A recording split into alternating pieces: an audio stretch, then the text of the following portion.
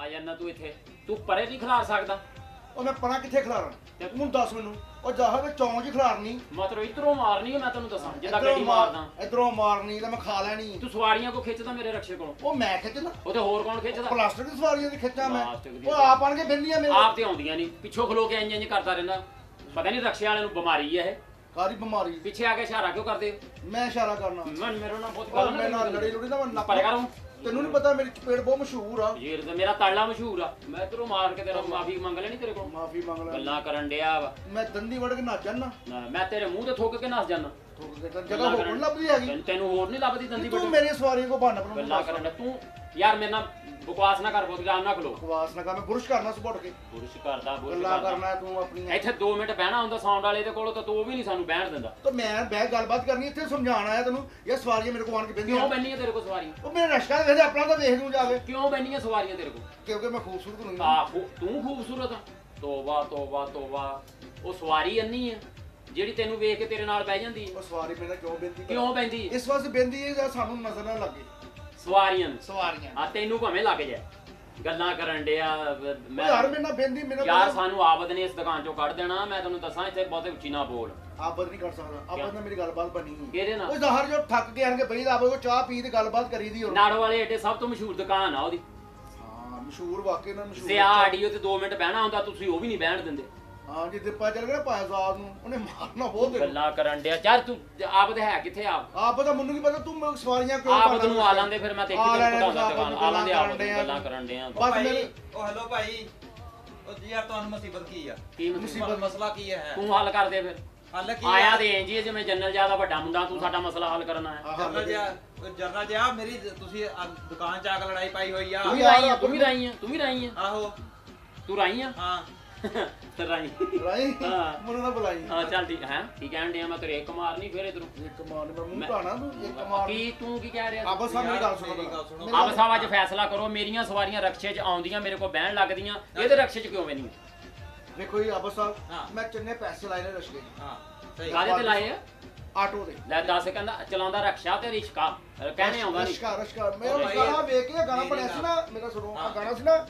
ਤੇਰੇ ਰਸ਼ਕੇ ਕਵਰ ਉਹ ਮੇਰਾ ਰਸ਼ਕਾ ਵੇਖ ਨਾ ਕਿ ਤੇਰੇ ਰਸ਼ਕੇ ਕਵਰ ਤੇਰੇ ਰਕਸ਼ੇ ਕਮਰ ਨੇ ਕਿਹਾ ਉਹਨੇ ਕਿਹਾ ਰੱਖ ਕੇ ਮਾਰੇ ਕਵਰ ਉਹਨੇ ਤੇਰੇ ਇਹ ਕਿਹਾ ਆਪਣੇ ਨਕਸ਼ੇ ਕਮਰ ਹਾਂ ਦੇਖ ਗੱਲਾਂ ਕਰਨ ਰਸ਼ਕੇ ਜਿਵੇਂ ਤੇਰੇ ਮੈਂ ਰੱਖ ਕੇ ਭਾਈ ਜੀ ਮੇਰੀ ਗੱਲ ਸੁਣੋ ਮੇਰੀ ਵੀ ਦੁਕਾਨਦਾਰੀ ਦਾ ਟਾਈਮ ਆ ਹਾਂਜੀ ਤੁਸੀਂ ਆ ਕੇ ਨਾ ਇਸ ਟਾਈਮ ਡੇਲੀ ਖੱਪ ਪਾਉਣੇ ਚ ਯਾਰ ਭਾਈ ਨਾ ਬਹਿਣ ਦਿਓ ਇਹਨੂੰ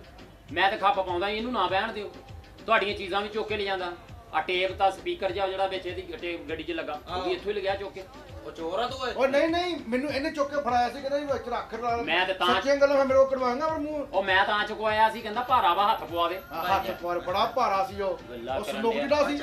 ਦੋਨੇ ਸਦਾਗਰ ਆ ਮੈਂ ਨਹੀਂ ਮੈਂ ਤੁਹਾਨੂੰ ਦੱਸਣਾ ਉਹ ਟੇਪ ਨਹੀਂ ਤੁਹਾਡੀ ਟੇਪ ਲੱਗੀ ਹੁੰਦੀ ਆਹੋ ਇਹਨੇ ਚੁੱਕੀ ਸੀ ਕਿਹੜੀ ਉਹ ਤੇ ਮੈਨੂੰ ਅੱਲਾ ਵਾਸਤੇ ਮਿਲੀ ਕਿੱਥੋਂ ਅੱਲਾ ਵਾਸਤੇ ਚੋਰੋ ਆ ਮੇਰੀ ਗੱਲ ਸੁਣੋ ਭਾਈ ਅੱਲਾ ਮਾਫ ਕਰੇ ਮੈਂ ਨਹੀਂ ਦੱਸਣਾ ਨੇ ਇੰਜ ਟੇਪ ਚੁੱਕੀ ਇੰਜ ਕੱਪੜੇ ਵੀ ਲੱਗੀ ਤੇ ਇੰਜ ਕਰਕੇ ਵਿੱਚ ਭੁਲਕਾ ਲਈ ਨਾਲੇ ਮੈਂ ਖੱਤੀ ਤੇ ਦੱਸੀ ਜਾਣਾ ਤੇ ਨਾਲੇ ਕਹਿੰਦਾ ਮੈਂ ਦੱਸਣਾ ਨਹੀਂ ਮੈਂ ਕੋ ਦੱਸਾਂ ਮੈਂ ਤੇਰੇ ਇੱਕ ਮਾਰਨੀ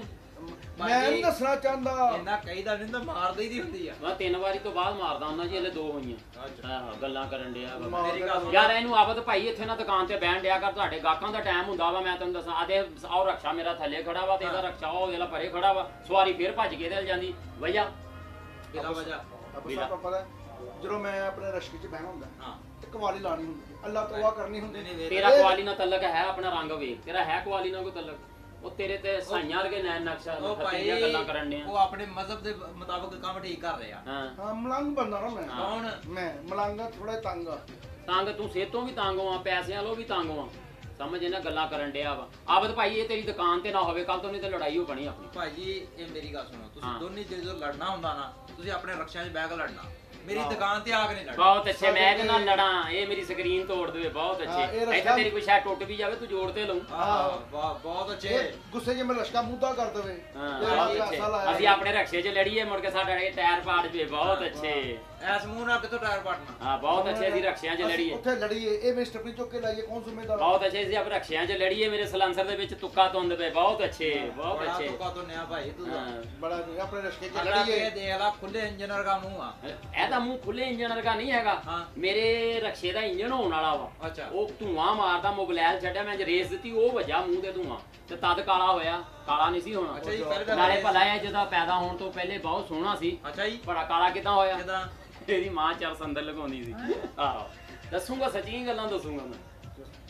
ਪਾਗਲ ਇਹ ਜੁੱਤਾ ਕਰ ਸਾਨੂੰ ਜੁੱਤਾ ਅੱਛਾ ਪਾਗਲ ਆ ਦਿਲ ਦਾ ਡਾਕਟਰ ਹੈ ਜੀ ਇਹਦੀ ਸੁਣ ਲਓ ਇਹਨੂੰ ਤਾਂ ਚਿਹਰਾ ਤੋਂ ਫੋਨ ਆਉਂਦਾ ਹੈ ਆ ਬੜੇ ਫੋਨ ਆਉਂਦੇ ਆ ਮੇਰਾ ਖਿਆਲ ਇਹਦਾ ਕੰਮ ਸਪਲਾਈ ਦਾ ਹੀ ਆ ਹਾਂ ਮੈਨੂੰ ਚੈਨਲ ਤੋਂ ਆਂਡੇ ਇਹਦੀ ਭੈਣਾਂ ਤੇ ਮੈਨੂੰ ਆਂਡੇ ਸਹੀ ਗੱਲ ਮੈਂ ਕਿਹਾ ਜਾ ਮੇਰਾ ਤੇਰੇ ਮੇਰੀ ਕਮਾਲ ਗੱਲ ਸੁਣ ਲਓ ਯਾਰ ਭਾਈ ਤੇਰੀ ਕੋ ਸੁਣਾ ਤੂੰ ਸਾਡੀ ਸੁਣਨਾ ਅੱਛਾ ਯਾਰ ਸਵਾਰੀ ਆ ਗਈ ਮੈਂ ਚੱਲਾ ਭਾਈ ਫੇਰ ਨਾ ਕੀ ਮੇਰੇ ਰਖੀਏ ਦੇ ਕੋਲ ਸਵਾਰੀ ਖਲੋਤੀ ਬਾਕਾ ਤੂੰ ਮੇਰੀ ਇਹਦੀ- ਦੁਕਾਨ ਤੇ ਆ ਕੇ ਖੱਪ ਨਹੀਂ ਪਾਉਣੀ ਨਹੀਂ ਬਾਬਾ ਕਾਬਾ ਸਾਹਿਬ ਇੱਕ ਚੱਲਣਾ ਨਾ ਆਪਣੇ ਰਸ਼ਕੇ ਹਾਂ। ਸਵਾਰੀ ਕਰਨੇ ਮੈਂ ਜਾ ਕੇ ਖਲੋਣਾ ਹੈ ਵੇਖ ਲੈਣਾ ਤੁਸੀਂ ਵੇਖਣਾ ਹੈ ਕਿਹੜੀ ਸਵਾਰੀ ਕਿਹਨੂੰ ਕੇ ਬਿੰਦੀ ਲੈ ਫਿਰ ਅੱਜ ਸਵਾਰੀ ਤੇਰੇ ਰਕਸ਼ੇ 'ਚ ਬੈਠਿਆ ਜੇ ਜਾਂ ਤੇਰੇ ਰਕਸ਼ੇ ਦੀ ਸਕਰੀਨ ਹੈ ਨਹੀਂ ਜਾਂ ਤੂੰ ਆਪ ਹੈ ਨਹੀਂ ਮੈਂ ਕਹਿੰਦਾ ਸਕਰੀਨ ਰਹਿ ਦੇ ਇਹਨੂੰ ਕੱਢ ਦੇ ਕੱਢ